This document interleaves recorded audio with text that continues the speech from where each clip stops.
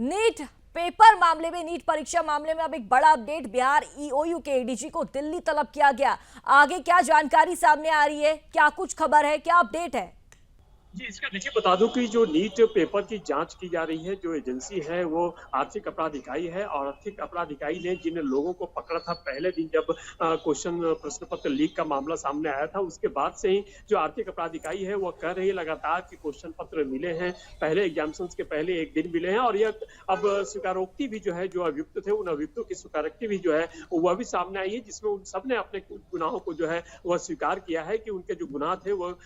Paper प्रश्न पत्र पहले मिले और लाए गए। पहले उन्हें बैठाया गया एक जगह पर, सबको असेंबल कराया गया और वहां पर फिर इन लोगों को जो है वो क्वेश्चंस का उत्तर जो था वो रटाया जा रहा था। और वही क्वेश्चन था जो क्वेश्चन दूसरे दिन परीक्षा के समय में उन्हें मिला था। तो इन चीजों को लेकर के आर्थिक अपराध इकाई जो है वो जांच कर रही है। और सुप्रीम कोर्ट में 8 जुलाई को जब सुनवाई होगी तो आर्थिक अपराध इकाई उन तमाम मामलों को, उन तमाम मुद्दों को जो है वह सामने रखेगी। लेकिन इसी बीच जो सिकंदर यादवेंदु है, जिसके कई संबंधी जो है वह इस परीक्षा में सम्मिलित हुए थे और उनके लिए इसने प्रश्न पत्र आउट करने की कोशिश की थी। प्रश्न पत्र आउट किए गए थे और अपने एक संबंधी को एनएचएआई के गेस्ट हाउस में जो है वहां पर ठहराया गया था। और यह जब खुलासा हुआ तो उसमें फिर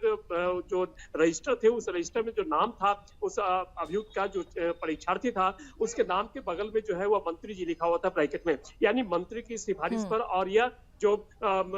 जो परीक्षार्थी है उसने भी यह कबूल किया है कि मंत्री की सिफारिश का पत्र है, इस सिफारिश के आधार पर उसे जो है वह गेस्ट हाउस में ठहराया गया था। लेकिन इसी बीच इस मामले में तेजस्वी यादव का भी नाम जो है सामने आ रहा है, क्योंकि तेजस्वी यादव के काफी करीबी है, उनसे इसका जो है संबंध था, उनसे इसके करीबी थी। और कई बार तेजस्वी यादव के साथ देखा गया चैम्बर में जो है वह इसकी खुली आम जो थी वह चैम्बर में जाता था और कोई बगैर रोक टोक के जाता था। इसका मतलब है कि निश्चित रूप से कहीं ना कहीं जो है वह संबंध रहे हैं, जिस बात को लेकर के जो है वो अब जो उप मुख्यमंत्री उन्होंने भी इस बात की बात कही है, विजय कुमार सिन्हा ने, और कहा है कि अब ये सारी बिंदुओं पर जो है वो जांच हो रही है कि आखिरकार तेजस्वी यादव से इसका क्या संबंध था। उसके जो पीएस है वो पीएस से काफी करीबी संबंध जो है वो बताए जा रहे हैं।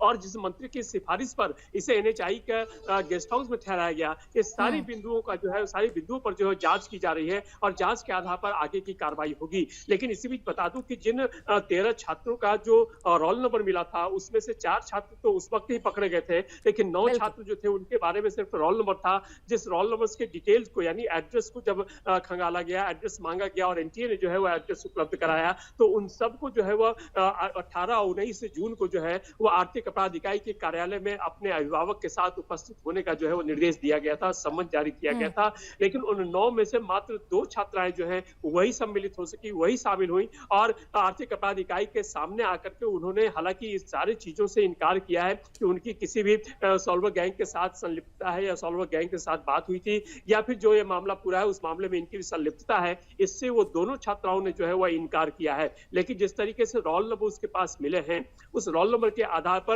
बाकी के और 7 जो छात्र हैं जो अभी सामने नहीं आ पाए हैं, जो आर्थिक अपराध इकाई के कार्यालय में पूछताछ के लिए उपस्थित नहीं हुए हैं, उनके खिलाफ जो है वह कानूनी कार्रवाई करने की जो है वो बात आर्थिक अपराध इकाई जो है वो कर रही है। इसी बीच 2 अधिकारी जो है वो एनटीए के पास गए हुए थे, दिल्ली में गए हुए हैं, और वो उस प्रश्न पत्र को, जिस प्रश्न पत्र के अधजले अवशेष जो है वो मिले थे, उसके प्रमाण के रूप में जो है वह आर्थिक अपराध इकाई जो है वह मांग कर रही है कि जो मूल प्रश्न पत्र थे उस मूल प्रश्न पत्र की कॉपी जो है वह उपलब्ध कराई जाए। और साथ ही साथ और भी कई सवाल थे जिन सवालों का जवाब लगातार रिमाइंडर पर रिमाइंडर दिया जा रहा था, लेकिन उसके बावजूद एनटीए जो है उस सवालों का जवाब जो है वो नहीं दे पाया। और देखिए एनटीए की भूमिका जो है कहीं ना कहीं शुरू से ही जो है वह संदिग्ध लग रही है, क्योंकि जिस तरीके से सुप्रीम कोर्ट ने भी उसकी भूमिका पर जो है वह सवाल उठाया है। और अब जब कहे तो यूजीसी नेट की परीक्षा जो हुई 18 तारीख को, वह भी रद्द कर दी गई केंद्र सरकार द्वारा, और यह भी जो नेट यूजीसी की परीक्षा है यह भी एनटीए ही कंडक्ट कराती है।